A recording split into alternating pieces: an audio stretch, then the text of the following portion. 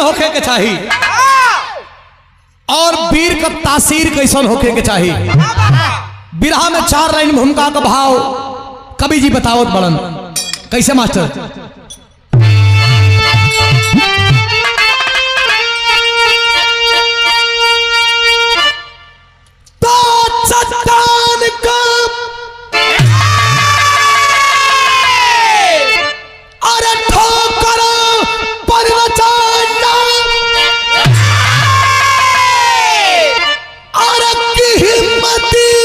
हिलाया जो हिमराज का और काल के काल में और घुस के दुश्मन को मारा और मान मर्दन किया वनबाज का। रुके ना झुके ना और हटे जो कभी ना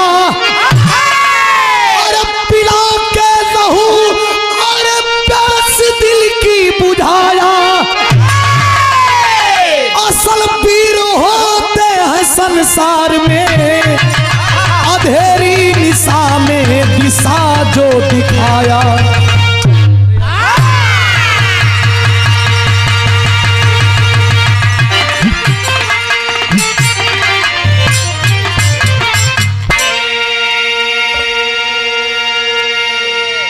बड़ा हिल्लत है यार जब बोला पैसे से ए भैया। असल पीर होता है संसार में और अंधेरी निशा में दिशा जो दिखाए। दूसरे का बनावल लीक पत दुनिया चले ले, लेकिन जब अपने स्वयं से लीक बनावे कोला भैया। दूसर कोई घर बना दिला उमार रहे का आनंद दूसर कोई ले था, लेकिन जब अपने से घर बनावे को होला, अपने से रास्ता बनावे को होला तो कर मेहनत दूसरा होला। हमन का बिरहा गावत है जा ये हमन के बनल बनावल रोटी है, ये बनल बनावल रोटी है। गुरुजी लोगन जब माइक का जमाना ना रहल, जब गाड़ी घोड़ा का जमाना ना रहल, तई कान्ही पर ढोलक हारमोनिया रख रख के मेहनत करके और बिरहा जागृत कैलन। आज ओके हमन ओपा चलत हैं जा 2 पैसा कमातो हैं या नाओ होत हो, तई गुरुजी लोगन को बनावल हमन को कोशिश करत हैं जा। इतना पंच परमेश्वर हुआ, बड़ी सुंदर वर्ष बिरहा सुने को मिला। लेकिन बिरहा हमारी बतावत बा कि लिखल गई रहल कि 1 लाख पूत 1.25 लाख नाती अत्ता ही रावण घर दिया न। हमन का रामायण में बस यही जानल गईल बा कि राम जी अइलन और रावण के मरलन और विभीषण के राजा बना दहलन। अब एक आगे भी तो कुछ भयल होई। बाबूजी हमनी के बीच में नहीं खन, इनकर पूरा परिवार बा, लेकिन रामायण में बतावल गईल कि पूरा लंका वीरन से विहीन हो गए। जब वीरन से विहीन हो गए, मंदोदरी रानी बैठ करके मंदोदरी रानी और विलाप कर रही थी कि बाह रे रावण बाह। अरे रावण के जब निकलना के बाद बड़े बड़े देवी देवता अपने रास्ता बदल लेते रहल। यही रावण का दरबार में बड़े बड़े देवी देवता चौका बर्तन करन, लेकिन रावण का मरला के बाद अच्छा रावण का दरबार खाली हो गया। जहां देखा तहां विधवा औरत विधवा विलाप रोवत बाड़ी। मंदोदरी रानी रो रही थी। तब तक एक छोटी गो लड़का, छोटी एकदम कुंवर लड़का आल्हर लड़का आइल और हाथ जोड़ के कलश की दादी मां प्रणाम, दादी मां प्रणाम। आंख ऊपर करके मंदोदरी रानी कहती है दादी कौन हो बेटा? मत क्यों मत बोले भाई, हम गाले। कौन हो बेटा? क्या नाम है? कस मैं तुम्हारा ही वंश हूं, तुम्हारा ही खून हूं, मेरा नाम अमरजीत है। अमरजीत किसके बेटा हो? कस मेघनाथ इंद्रजीत का बेटा हूं, बचपन से ही मैं ननिहाल में पला हूं। आया हूं अपने दादा दशानंद रावण और अपने पिता इंद्र विजेता इंद्रजीत मेघनाथ का दर्शन करने। आंख में आंसू आ गया मंदोदरी का कि बेटा, अरे इंद्रजीत का और रावण का दर्शन करने आया है, थोड़ा लेट कर दिया। मंदोदरी रानी कहती है कि तू अभी लंका की स्थिति नहीं देख पाया क्या? क्या कहती है? बिरहा में कोवाली का टुकड़ा बा।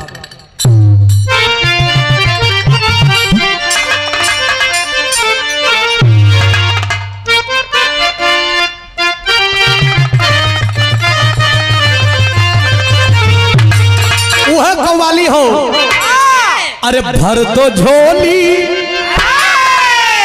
भर दो झोली और मेरी या मुहम्मदी,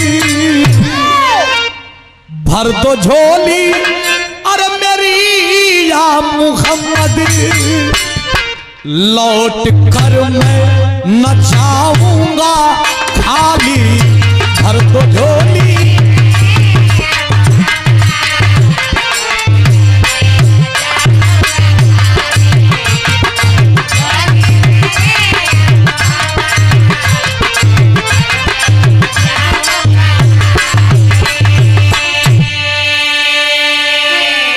लेकिन मंदोदरी रानी कहती है, मंदोदरी रानी कहती है क्या? अरे रोके बोली, रोके बोली, अरे मंदोदरी अमर से, अरे रोके बोली, अरे मंदोदरी अमर से, लाल कैसे मिटाऊं मैं शंका,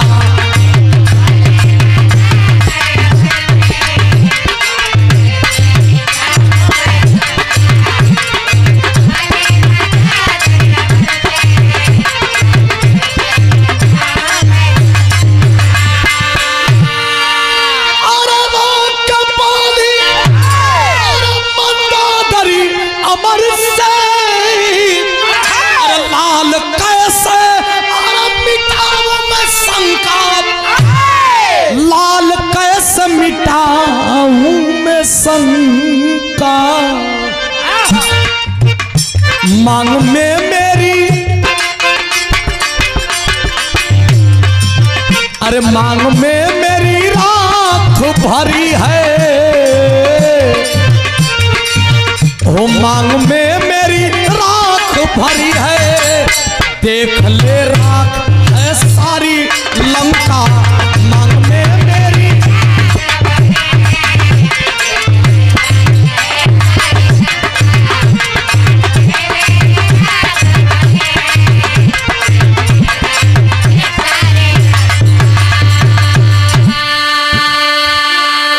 मंदोदरी रानी कहती, अरे बेटा, अरे बेटा देख ले, मांग में मेरी राख भरी है, थोड़ा लंका के तरफ भी तो देखो।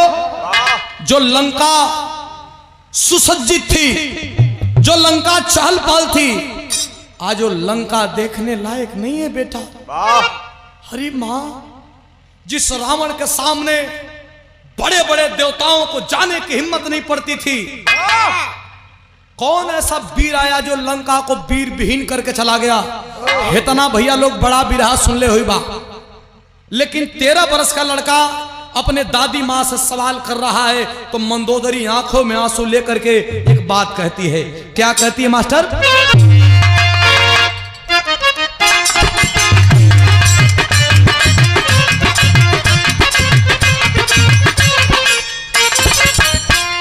मंदोदरी रानी कहती है, हर सीता का कर,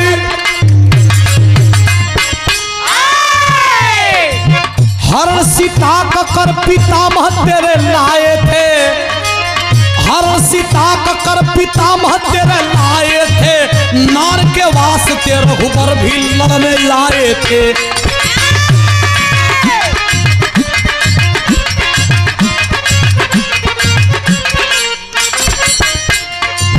मिले श्री राम से विभीषण मिताई करके, मिले श्री राम से विभीषण मिताई करके, कराया कुल का नाश द्रोही बुराई करके।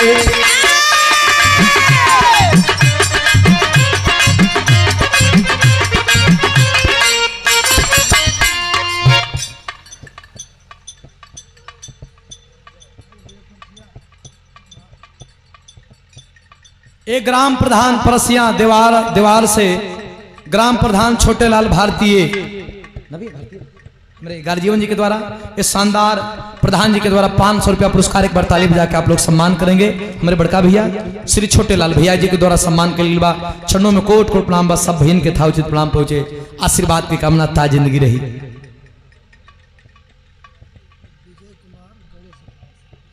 गुरु गणेश अखाड़ा से पूज्य गुरुदेव विजय कुमार जी के द्वारा यह सम्मान कल गिल बा। शानदार जानदार 100 रुपया पुरस्कार चरणों में कोट को प्रणाम बा। दिल से धन्यवाद बा, आशीर्वाद की कामना था जिंदगी रही। कैसे मास्टर? मिले श्री राम से विभीषण मिताई करके, कराया कुल का नाश द्रोही बुराई करके।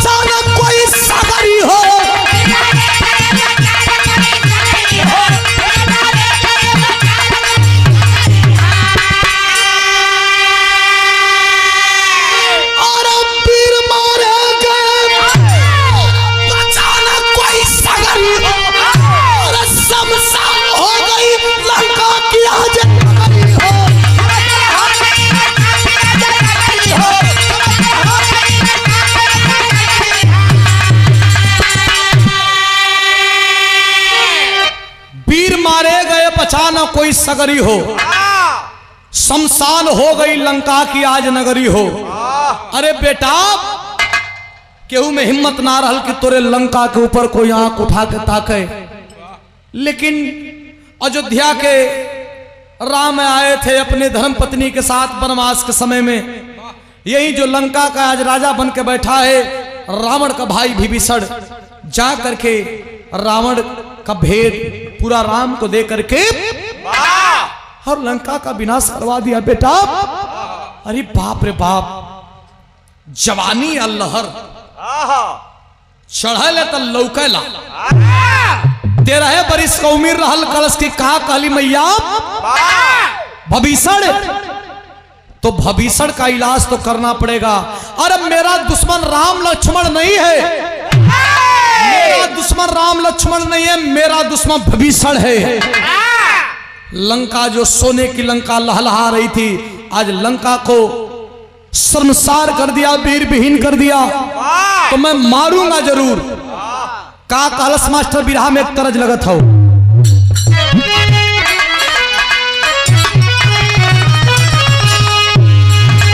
तरज आप लोगन का चिर परिचित हो। हमारे जन्म का पहले का तरज हो, आज अब जन्म का पहले के जितना तरज बा कुल बढ़िया तरज बा। तरज कौन हो? अरे कि कुंडा मिलल दौरावा मिलल, हाँ अरे कि कुंडा मिलल दौरावा मिलल, अरे पहुरावा मिलल ये भौजी। अरे रतिया से जरिया पनिदियो न आवे, मौगावा मिलल भौजी।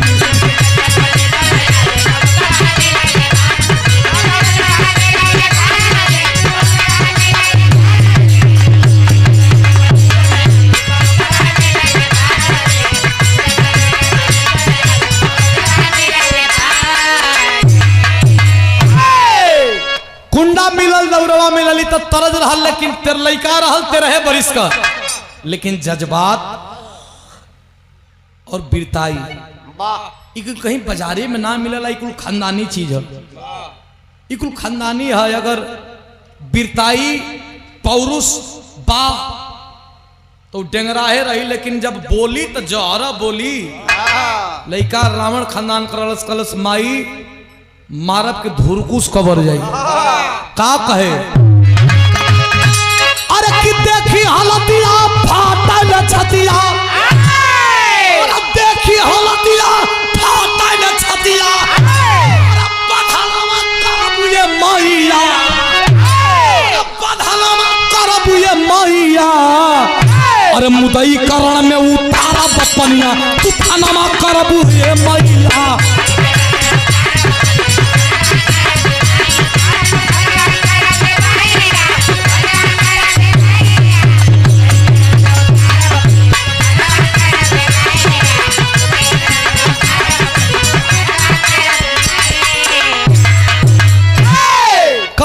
विभीषण का वध करूंगा मां। मंदोदरी रानी कहती अरे बेटा बड़े बड़े वीर हिलन चल गए विभीषण बड़ा तेज हो कल तोर रावण दादा शंकर भगवान के पूजले रहना वो मरवा दलस हो के कल सुना हमार नाव अमर जीत हो मेघनाथ का बेटा है और रावण दादा तो खाली भगवान के पूजले रहना हम बस में कह के वरदान प्राप्त कर ले और सुन माई अरे हम तो बेटा बन के मेघनाथ बन करके और तेरी हर मनोकामना पूर्ण करूंगा क्या कहे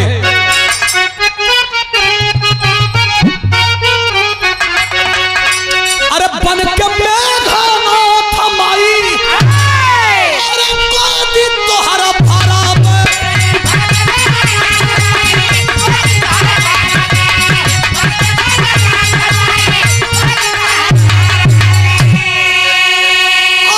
सर के हम आज खुद करबे अरे रोमा रोमा लागल यगिया अरे रोमा रोमा लागल यगिया अरे मैया अरे मुदई करण में उतारा बपनिया पथलवा करबू ये मैया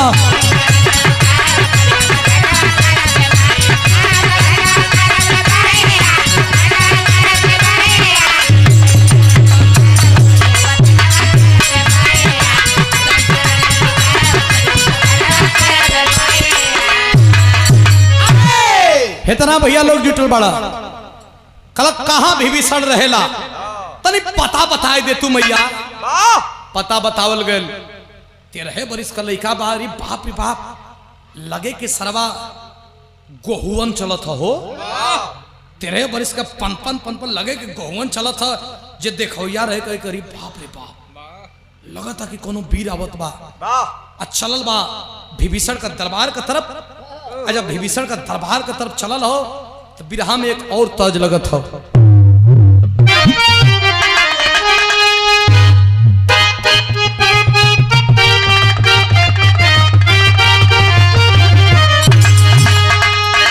हमारे गुरुजी विजयलाल गुरुजी के बड़ा मत के बड़ा लाहा के गावेलन कैसे अरे कि का बौरा गइलु ना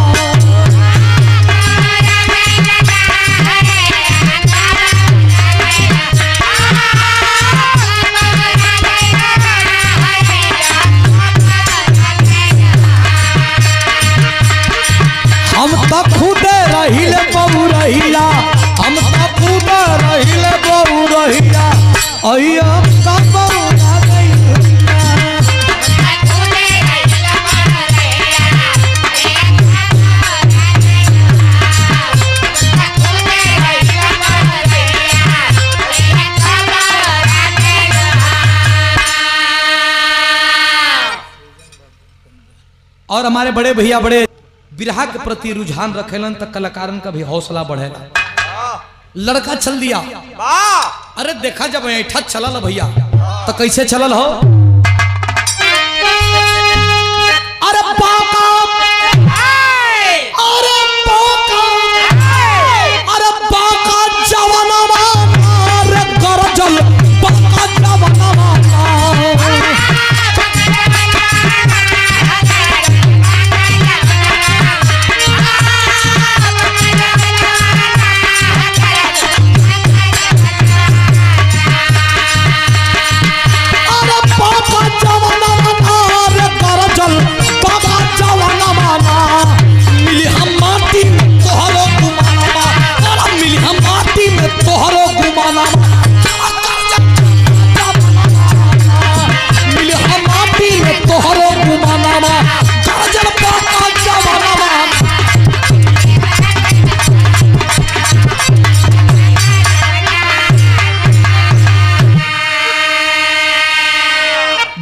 करके और वही विभीषण के सामने निकाल करके बाण, अरे मारा धड़ा, मरलस विभीषण का जब राज गद्दी रहल तो हिला लगल। विभीषण कलश करे भैया बड़ा बड़ा वीरन के हम तो देखली, बड़ी बड़ी वीरन का लड़ाई में सहयोग कैली, अपना परिचय दो बालक, कौन हो तुम? कलश की मैं परिचय अपने जबान से नहीं अपने बाणों से देता हूं। अब वीरों का पहचान है कि बोल के नहीं अपने वीरता से परिचय दे। अच्छा गवैया के मैं धरा दा खाली भाषण करे या गावे कम, तो गवैया का परिचय नहीं है। गवैया गा के बतावे कि हम कैसन गवैया ही तब परिचय है। कलश की एक बात जान लो कि मैं इस गद्दी का वारिस हूं। विभीषण कलश के गद्दी का वारिस कहला, हाँ यही गद्दी का वारिस हूं, मेरा नाम अमरजीत है, मेघनाथ का बेटा हूं। अरे बाप रे बाप, विभीषण कलश की कहां ले पहुंच गई हूं कुलकारी, उतर के नीचे या पकड़ ले बा रास्ता, कौन रास्ता पकड़ ले हो? जयराम सिपाही दीवान जी के माता जी के तरफ से 500 रुपया पुरस्कार दे के सम्मान बढ़ावल गई बा। माता जी के श्री चरणों में कोट कोट नाम बा, दिल से धन्यवाद बा, आशीर्वाद पे कामना ता जिंदगी रही। सब भैयन के था उचित प्रणाम बा। ये भैया पकड़ ले बा रास्ता, कौन रास्ता पकड़ ले हो?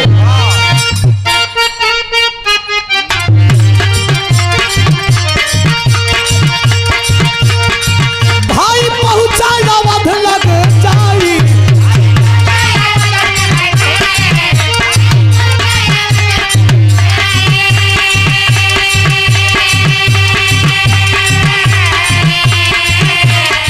दुखड़ा सारा सुनैलस ना, दुखड़ा सारा सुनैलस ना, सपोला तान के बैठल बा फनामा, सपोला तान के बैठल बा फनामा, सपोला तान के बैठल बा फनामा, गरजा बाका जवनवा।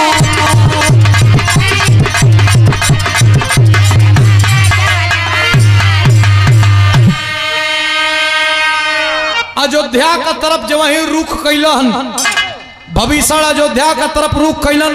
अरे राजगद्दी पर बैठ के, राजगद्दी पर बैठ के 13 बरिस का लड़का अमरजीत एक बात कहे, का कहे? टेरी के भाव बा,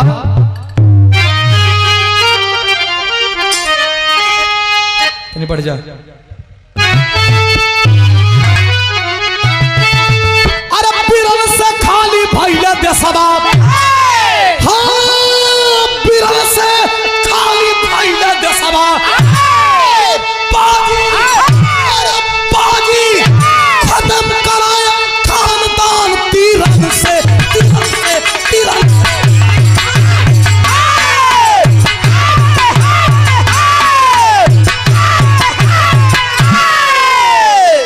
बाजी खत्म कराया खानदान तीरन से, अरे बीरन से खाली भैले देशवा। पहुंच गए बैठ के राजगद्दी पर लगल राजकाज चलावे, और जाके विभीषण नंगे पांव राम के दरबार में गिड़गिड़ाए लगना। राम भगवान सोचना, रे भैया हम तो मैं राक्षस जाति के मार दली, जितना राक्षस रहा सबके मार दली, तू नंगे पांव बिना मुकुट का हमारे दरबार में शोभा नहीं देता। कहना भाई अभी तक कहा दरबारे में लौकत है नहीं, और तन की अगर वो रुक गई रहती तो यमराज का दरबार में लौकती। कहना कवन बीरन का इस जिंदगी से मोह खत्म हो गए हो कि जब तोरे दरबार का दरबार उठा के देखलस। कहना लंका का एगो लड़का आ गई। कहना लंका का लड़का? कौन लड़का? कहना मेघनाथ का बेटा बचपने से ननिहाल पलत रहल। अब मेघनाथ का बेटा बचपने से ननिहाल पलत रहल, और ननिहाल पलत मेघनाथ का बेटा आज आयल बा। ये तनी बड़ियार, ये तनी बड़ियार के प्रभु, उतना रावण का बड़ियार हुई, उतना मेघनाथ का बड़ियार हुई, जितनी उल्लैखवा बड़ियार बा। अरे गुस्सा में लाल हो गए लक्ष्मण। अरे भैया विभीषण अरे के करे सामने के कर बड़ाई करत बड़ा तो के पता नहीं खेप। अरे हमारे राम भैया नारायणी के अवतार है। ये नारायणी अवतार राम का सामने एक दुश्मन की बड़ाई कर रहे हो। विभीषण हाथ जोड़ के खड़ा हो गया, कहना भाई देख हम बड़ाई ना करते, जो लइका है तवन बतावत है कि उतना बड़ियार थे अभी कोनो हम बीरा ना देखली। अरे बाप रे बाप, लक्ष्मण कहना कि जब इतना बड़ियार है तब मेघनाथ का लइका है तो करे बाप के हम ही मरनी, चला वो के हम ही मारब, हमारे हाथे ओकर काल लौटल है। लक्ष्मण जी विभीषण को लेकर के साथ में और लंका की तरफ चलते हैं। मेरा बिरहा बताता है कि लक्ष्मण जी एक बार सीता की खोज में लंका में गए थे, लेकिन पुनः एक बार मेघनाथ के बेटा को मारने के लिए पुनः लंका के तरफ जा रहे हैं। तो चल रहे हैं तो बिरहा की आखिरी तरज है कैसे मास्टर?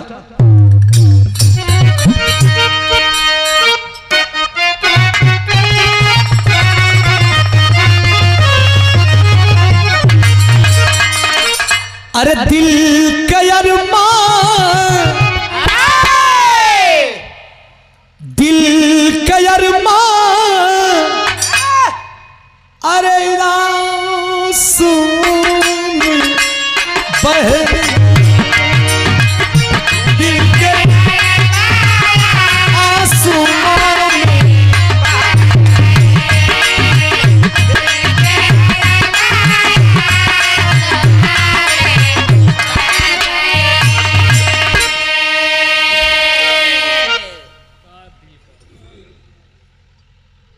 और हमारे विश्राम भैया क्या कहना है? ये पुनः पुरस्कार इसी भाव पे शानदार 100 रुपया पुरस्कार चरणों में कोट को प्रणाम है। दिल्ली में भी आप सम्मान करते हैं और यहाँ भी आप सम्मान करते हैं, यहाँ तो आपका घर है। धन्यवाद है, प्रणाम है।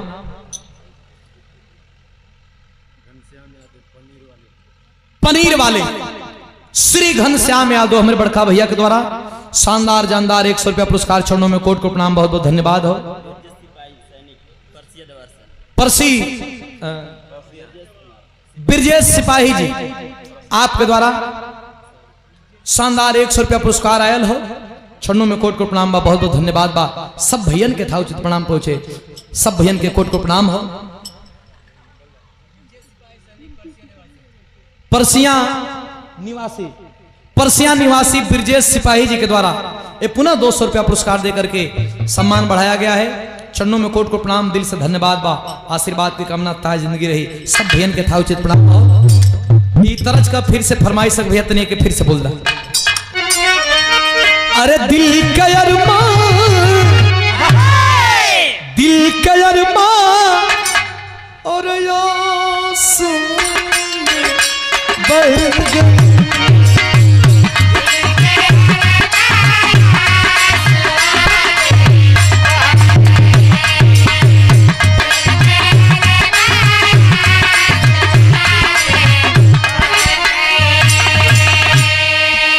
शानदार हमारे डॉक्टर साहब डॉक्टर सुभाष चौहान जी, जिनके यहाँ कार्यक्रम है 18 नवंबर को, इसी 18 नवंबर को कौन गौवा बा धर्मपुर लीलाहवा 1 किलोमीटर दूर बा, हमारा खुशी का तो सम्मान के लिए हमें डॉक्टर साहब चरणों में कोट को प्रणाम। व्यवस्थापक हमारे रवि रेडियो दुबारी, बहुत बहुत धन्यवाद बा। लेकिन लड़का लक्ष्मण के विभीषण लेके वो लड़का के मारे बदे चलन, तो कैसे चलन? अरे ठोक के ताली, अरे ठोक के ताली, और वीर सामान में चल दिए।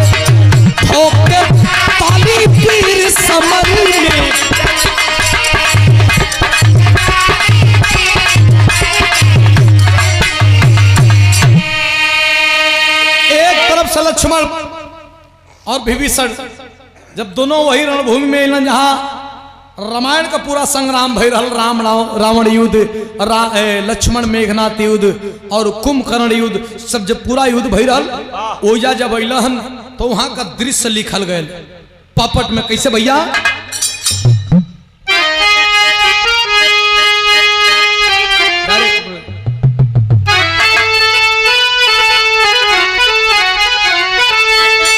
अरे कि लगा परसले बाण के ऊपर बाण ताल का सीना हो, और भीड़ गया है अमरजीत बलवान ताल का सीना हो।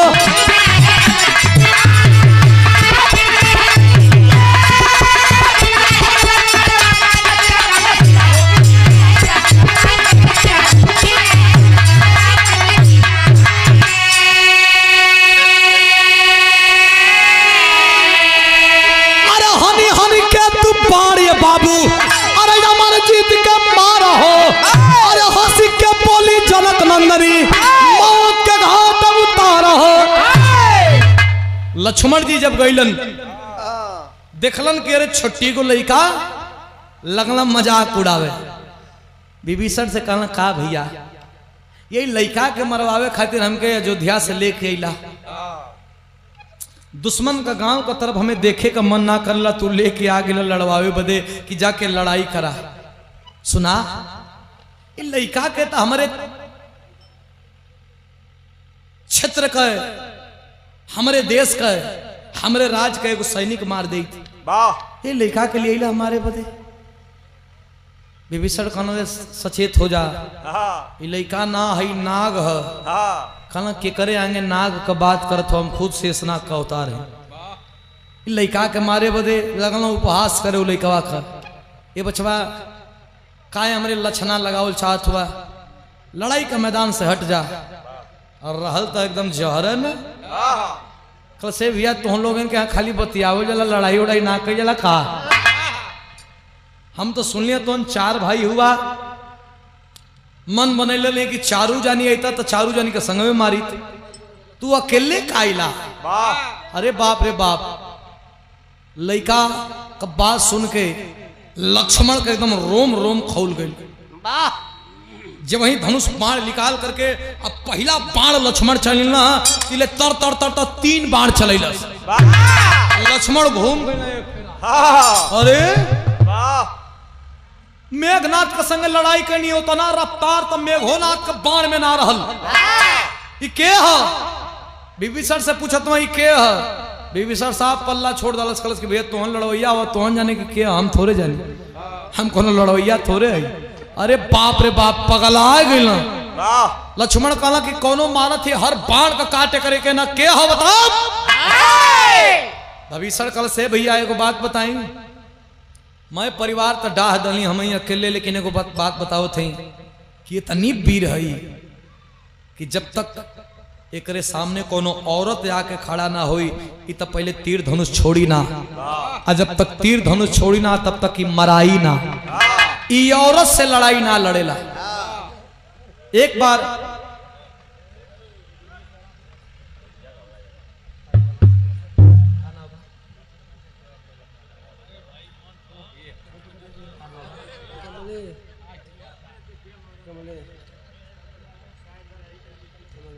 हमारे कमलेश भैया के द्वारा सम्मान कल। अरे भाई सब इंसान है, सब इंसान है, और इंसान से इंसान की घृणा नहीं हमारे दिल में। हमारे कमलेश जी के द्वारा सम्मान कल गया, बहुत बहुत धन्यवाद बा, बहुत बहुत प्रणाम बा, सब बहन के प्रणाम है। ए भैया कल कोनो औरत जब ले ना आई तब ले तक खंगार दे। अरे बाप रे बाप, औरत।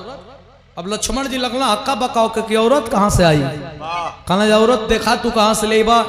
हमार बिरहा बतावत बा कि लक्ष्मण का जान बचावे खातिर सीता जी एक बार फिर लंका में अली।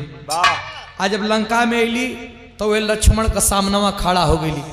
आज जब सामने खड़ा हो गई देखलस अमरजीत कि कोनो औरत खड़ा चिन्ह तबाय ना कलस मरद से युद्ध होई।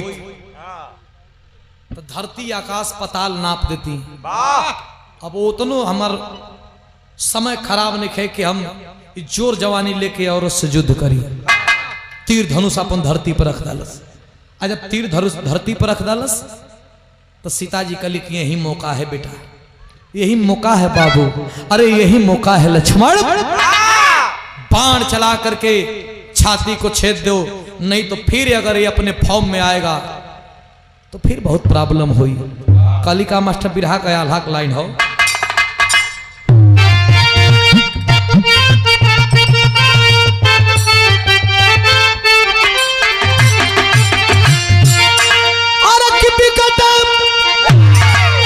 एगो पर्दा बढ़ जा।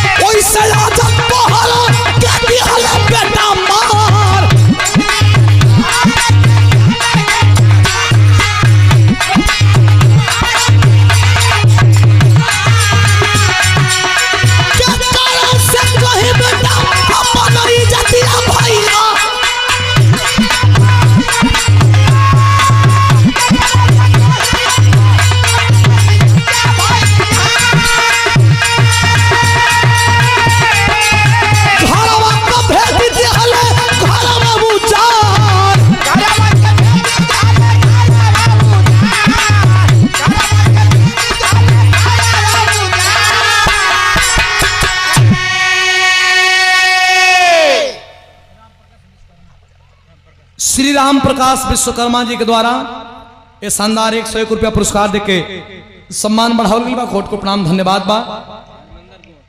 धर्मेंद्र गौड़ के द्वारा हमारे बड़का भैया के द्वारा शानदार 101 रुपया पुरस्कार देके सम्मान बढ़ावल गई बा। चरणों में कोट को प्रणाम धन्यवाद। गायक विजयी हमारे गार्जियन जी के द्वारा हमारे गुरु जी का नाम राशि आपके द्वारा सम्मान कर गई बा। 100 रुपया आपके श्री चरणों में कोट को प्रणाम, सब बहन के प्रणाम बा। ए भैया जब वही लड़का अपना तीर धनुष धरती पे रखा, लक्ष्मण शेष नाग का संधान करके अरे मरला हम 13 वर्ष का लड़का का करेजा फाट करके और बाण लगल धरती पर गिर गए। लगल वही धूर में लोटाए, धूर में खून जब सिंच गए और सनाक धूर में छटपटात बा। माई मंदोदरी के पता चल कि बाहरे विभीषण बा। अरे बाहरे विभीषण बाप, अरे पूरा परिवार के खा के तू ना पचा पैला, आज अपने घर का आखिरी चिराग के भी तू मार दले। आइल बा जब रोवत गावत मंदोदरी रानी आइल, अपने लाल के आलहर नाती के देखलस, यही जांघ पर बैठा करके सर रख के और सहरावे लागल कि बेटा जैसे मेघनाथ धोखा से मारा गया, जैसे तेरा दादा धोखा से मारा गया, अरे तेरे खून में कोई सामने से मारने वाला पैदा तुम लोगों को नहीं है, लेकिन विभीषण पूरा परिवार को खा गया बेटा। आज तू भी हमारे आंखों के सामने सूरज जैसा अस्त हो रहा है, मैं तो कहीं की नहीं रही, मैं तो कहीं की नहीं रही। बेटा तड़पड़ा रहा है, लेकिन कहती है मंदोदरी क्या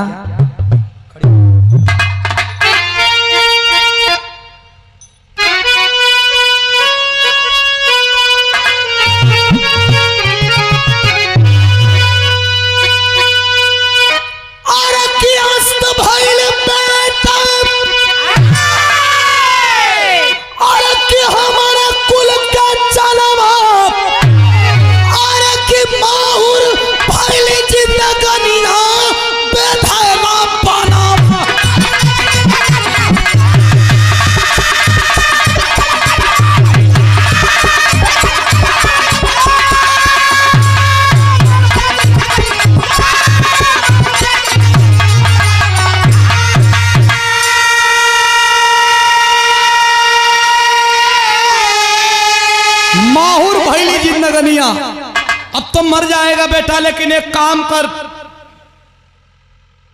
तेरा परिवार में और तेरे परिवार को पिंडा पानी देने वाला भी कोई नहीं बचा है।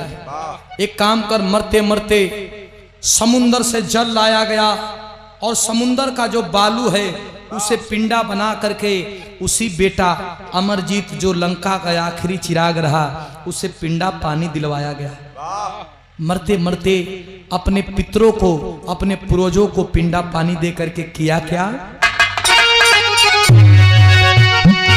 अरे कि अमरजीत दिहले पुरखल का पिंडा पानी, अरे कि फिर से राजा भइले, अरे कि विभीषण महाज्ञानी।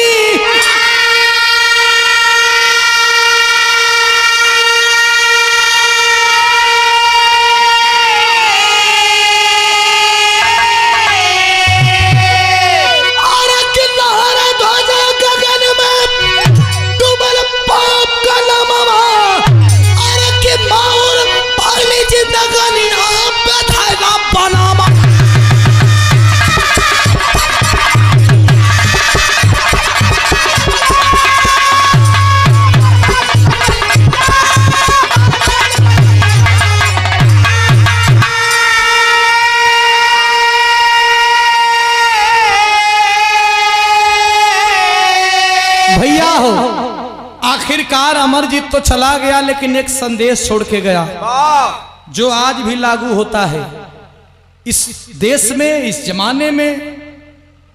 रावण से डर नहीं है, रावण से डर नहीं है, क्योंकि एक नहीं 1000 रावण मारे जाएंगे। आज के समाज में रावण से ज्यादा विभीषण से डर है, जो कि हर समाज में 5 विभीषण घूम रहे हैं। और जिस समाज में विभीषण हो गए, डॉक्टर साहब केदार भैया, जिस समाज में विभीषण हो गए, जिस परिवार में विभीषण हो गए, जिस कुल में विभीषण हो गए, उस कुल, उस परिवार, उस समाज का नाश होना सुनिश्चित है। आप रावण से लड़ सकते हैं, लेकिन विभीषण आपके साथ रहेगा।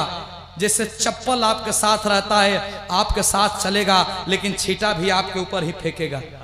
उसी तरह इस समाज में रावण तो बदनाम है, क्योंकि वो सामने से लड़ेगा, लेकिन समाज में विभीषणों से डर है।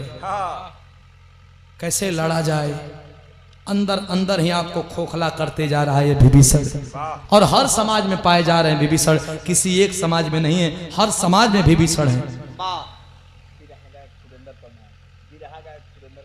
बाबूजी श्री सुरेंद्र प्रधान जी बिरहा गायक पूज्य गुरु जी के द्वारा देवार की धरती से गुरु जी के द्वारा सम्मान आइल बा। 100 रुपया आपके श्री चरणों में कोट कोट प्रणाम बा। सब बहन के था उचित प्रणाम पहुंचे।